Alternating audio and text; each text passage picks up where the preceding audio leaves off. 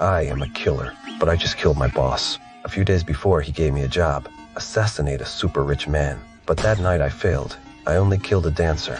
In that moment, I knew I had to be careful. In this line of work, failure costs you. If you fail on a big target, the employer turns on you. I did everything to lose the hunters on my trail. I thought I shipped them off, but they had already found my home in the countryside. They wanted my location, so they cut my wife's face. I hated them in that moment.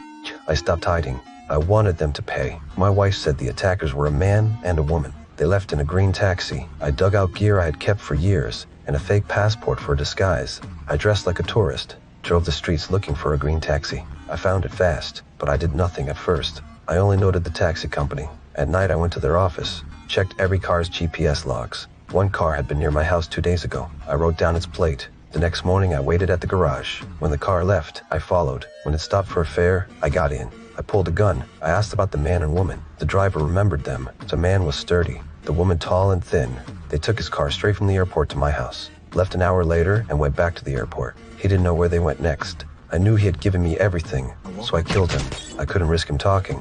Now I had to find my employer. Only he knew my address. I used a fake passport to fly. I went to New Orleans. My boss lived in a building with tight security. You needed Face ID to enter. I posed as a cleaner and waited for a chance.